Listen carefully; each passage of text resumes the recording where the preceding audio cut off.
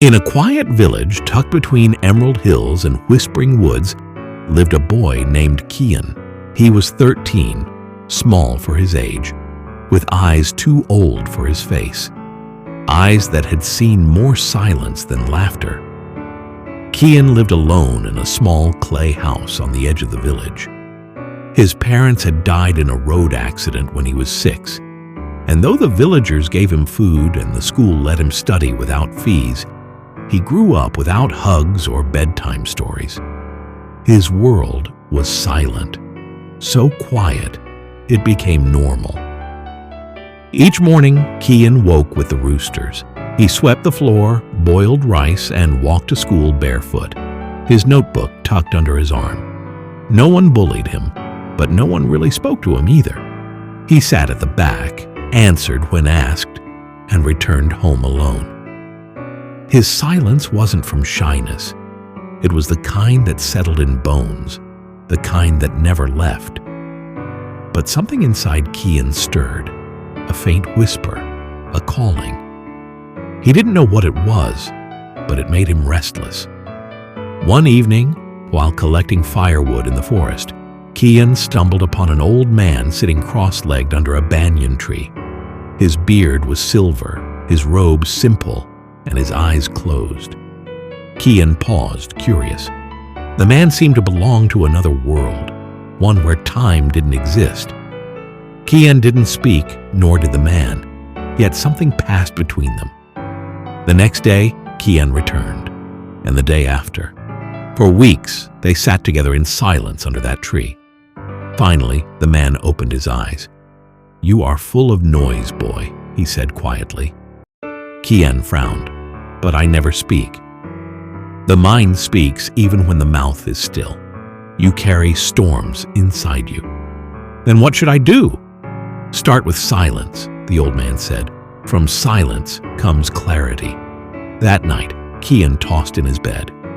Start with silence? He already lived in silence. What more could he do? But his mind, now aware of its own noise, buzzed louder. Doubts, memories, fears, it all surfaced.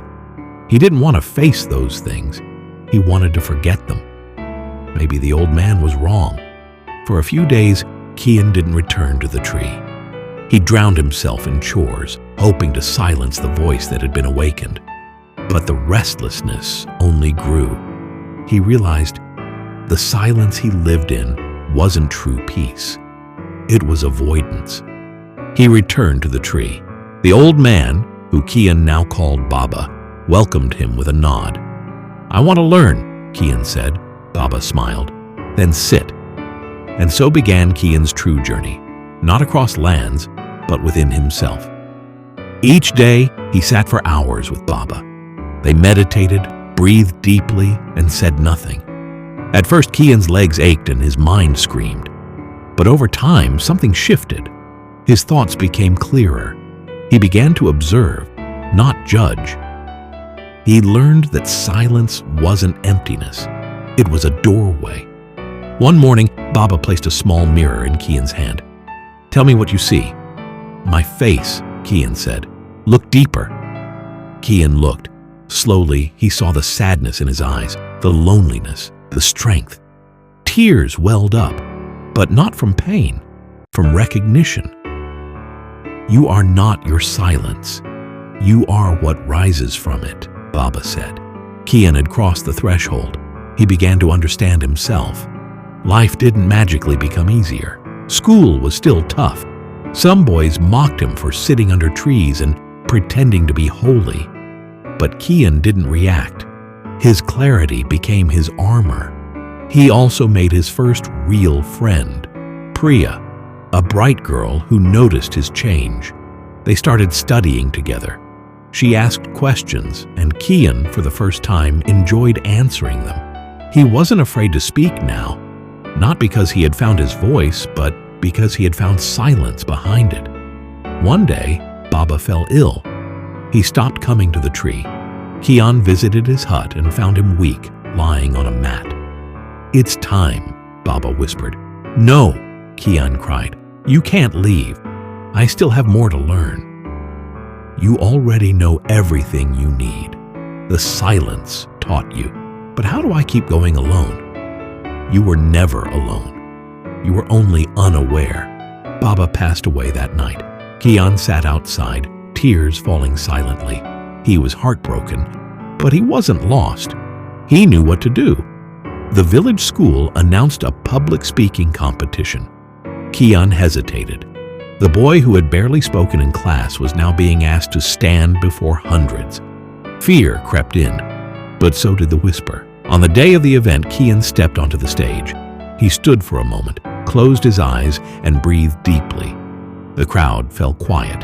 He spoke of pain, loss, and fear, but also of clarity, strength, and inner peace. He told the story of the banyan tree, the silent mentor, and the journey through noise into calm.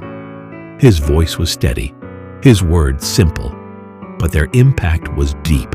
When he finished, there was silence. Then thunderous applause. Kian won the competition, but more than that, he won the respect of the village. People began to approach him, not out of pity, but admiration. Some asked for advice. Others just wanted to listen. Priya smiled at him. "You're different now. I just found what was already inside," Kian said. Kian didn't leave the village. He didn't need to. He built a small meditation hut beside the banyan tree and opened it to anyone who wanted to sit with him. At first, only a few came, then more. Children, adults, even elders sat in silence with him. He was no longer the quiet boy on the edge of the village. He was its still center. Years passed. Kian grew into a young man. People began calling him Little Baba, but he never claimed to be a teacher. "I'm still learning," he would say, "still listening." In moments of doubt, he returned to the mirror Baba had once given him. He'd look deeper, always finding new truths in the silence of his gaze.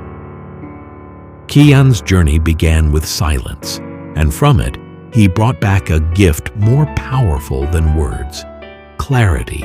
His story reminded everyone that peace isn't found in the noise of the world, but in the stillness of the soul.